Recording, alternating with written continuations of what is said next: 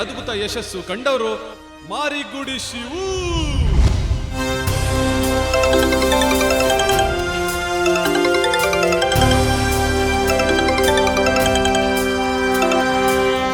ನಮಸ್ಕಾರ ಮಿನಿಸ್ಟರ್ ಸಾಹೇಬ್ರೆ. ಏನ್ರಿ ವೀರಭದ್ರಯ್ಯನವ್ರೆ, ಮಾರಿಗುಡಿಗೆ ಸೋಲೆ ಇಲ್ಲದ ಸರದಾರ ನೀವು ಅನ್ಕೊಂಡಿದ್ವಿ, ಆದ್ರೆ ಸೋತ್ಬಿಟ್ರಲ್ಲ ನೀವು. ಸಾಹೇಬ್ರೆ, ಅದು ಕಾರಣ ಏನ್ ಕೊಟ್ರು ಅದು ಸಮರ್ಥನೆ ಆಗತ್ತೆ. ನಿಮ್ಮನ್ನ ನಂಬಿ ನಾವು ಇಲ್ಲಿ ಏನು ಮಾಡೋದಕ್ಕಾಗಲ್ಲ ಅನ್ನೋ ಮಾತು ನಿಜ ಆಗೋಯ್ತು ನೋಡಿ. ನೋಡಿ, ಇದು ರಾಜಕೀಯ. ಯಾವತ್ತು ಓಡೋ ಕುದುರೆ ಮಾತ್ರ ಬೆಲೆ. ಕಾಲು ಮುರಿದು ಲಾಯದಲ್ಲಿರೋ ಕುದುರೆನ ನಾಯಿ ಕೂಡ ಮೂಸಲ್ಲ. ಹಿಡಿ ಫೋನ್.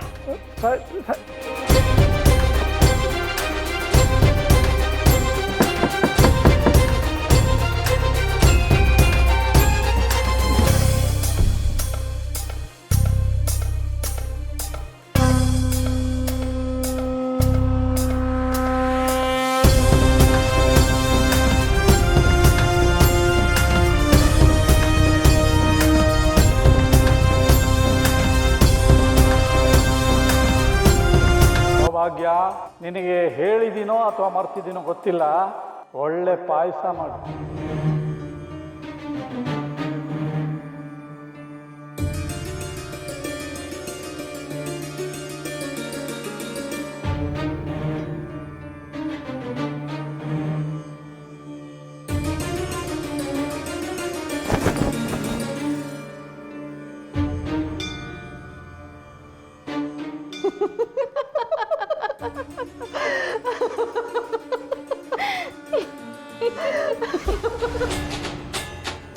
ಸುಶೀಲಾ ಅಕ್ಕ, ಇಡೀ ಮಾರಿಗುಡಿನಲ್ಲಿ ಕೆಳಹಂತದಲ್ಲಿರೋ ವ್ಯಕ್ತಿ ಯಾರು?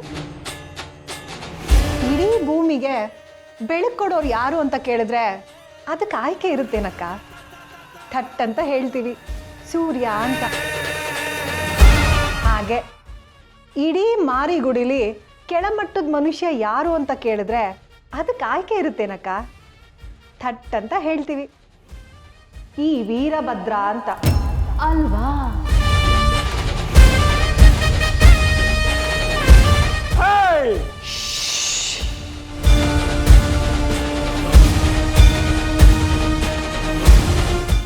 ಬಾಯ್ ಮುಚ್ಕೊಂಡಿರ್ಬೇಕು.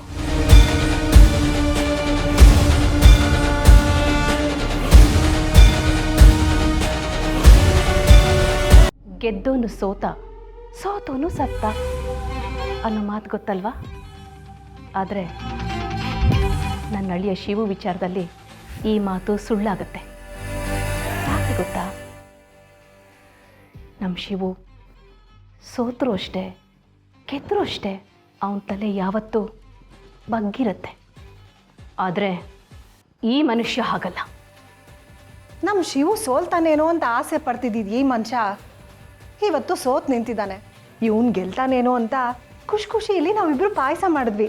ಆದರೆ ಇವಾಗ ಪಾಯಸ ವೇಸ್ಟ್ ಆಗುತ್ತಲ್ಲ ಅಕ್ಕ? ಅಯ್ಯೋ ಸುಶೀಲಾ, ನನ್ನ ಗಂಡನಿಗೆ ತಿನ್ನೋ ವಸ್ತು ವೇಸ್ಟ್ ಮಾಡೋದು ಅಂದರೆ ಚೂರೂ ಇಷ್ಟ ಇಲ್ಲ. ಅದಕ್ಕೆ